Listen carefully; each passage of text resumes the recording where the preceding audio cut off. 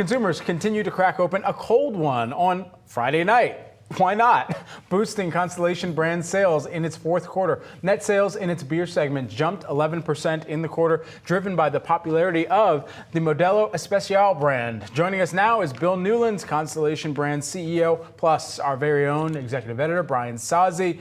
Bill, they were cracking open these beers on far more than just Friday nights, clearly by these results here. All things considered, I mean, we were joking about this yesterday. I mean, my spirit animal is doing Duolingo and also cracking open a Modelo at the same time. Wondering what some of the catalysts are that you saw in this quarter. It was a great quarter, and it really finished up a great year.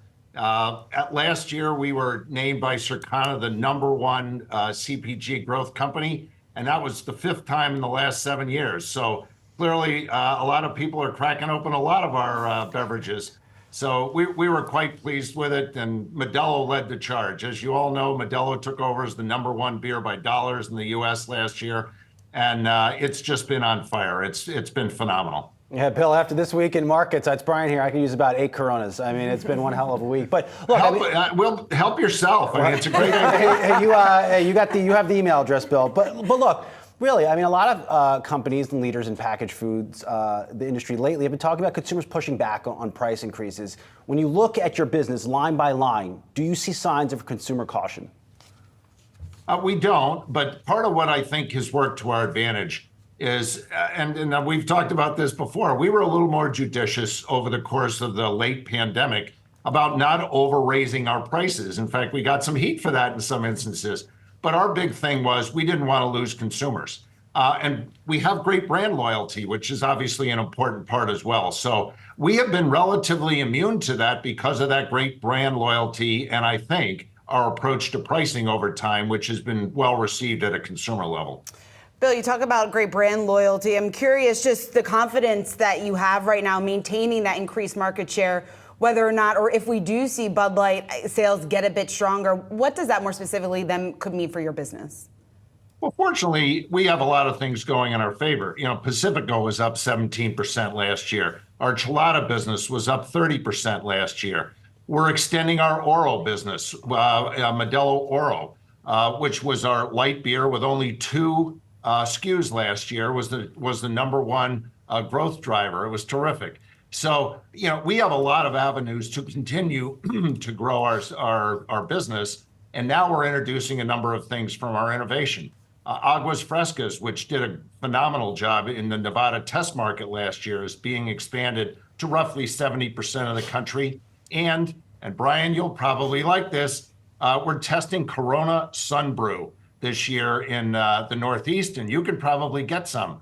It's going to be a phenomenal new product that I'm very excited about. So we have a number of avenues to continue the excitement on our beer business. Yeah, I would like that, Bill. Actually, I mean, yeah, I will happily give that a try. I want to ask you about the wine business. It's still not where I imagine you want it to be. Is it the reality that we are just in a continued era of beer chugging? People just love their beer, they're going to drink their beer, and they just don't want wine. And then as a company that has a wine portfolio, I mean, how long can you stay committed to this? There's no question that there's been some challenge on the wine side of our business. Part of what we've done, and we did a fairly deep dive in the last few months, is we're going to spend a lot more time and focus on the critical brands that matter. We've got about 11 brands that represent 80% of our portfolio, and they're things like The Prisoner and Meiomi and Kim Crawford and High West. And we're going to spend a lot more time and energy against those critical brands. They're higher on the price ladder. The biggest challenge in the wine business has been in the mainstream. But we've also got some tricks up our sleeve around Woodbridge, which is in the mainstream and one of our bigger brands. So we also named a new leader, as you probably saw just recently, Sam Glaetzer, who brings 30 years of experience in the wine business. So we're still very bullish on that. We think our strategy's right. And we're looking forward to seeing improved results here as we move forward. Within the wine business, Bill, look, I have a lot of wine snob friends. It's their thing. It's their hobby. I know squat about wine. When you diagnose the brands that you have, is it a labeling issue? Is it the taste of the wine? Is it that the mainstream consumer is just drinking Modelo? Well, I think it could be a little of all of that. You've seen some softness, but you tend to see the softness at the lower end of the business. The premium and luxury ends are doing fine. They're a little off their peak, but they're doing fine. So, and we've seen these ebbs and flows historically. I think the important part is that we continue to focus our attention, do some price pulsing where necessary to give the consumer some extra value. And again, this is part of the benefit of what we have with brands that are strong and have good consumer recognition. That's very important in a market that's a little bit more down than it's been historically.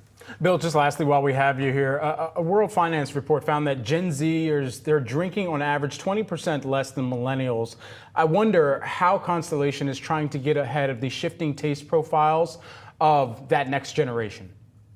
You bet. That's been a very interesting discussion. One of our best intros from last year was Corona non-alcoholic. It was the #1 growth driver in the non-alcoholic segment. So that's one example. Aguas Frescas, I think, will speak very much to flavor and betterment. Those are two areas that are more important with that consumer base you were just mentioning. But so we think there's a lot of things that we've got coming up that are going to create some differentiation and opportunities for that consumer that's looking for a little something different than perhaps the prior generations have. All right, Bill Newlands, always great to speak with you. Thanks so much for making the time to join us here, CEO of Constellation Brands. Thanks very much for having me. And of course, our thanks to Brian Sozzi as well.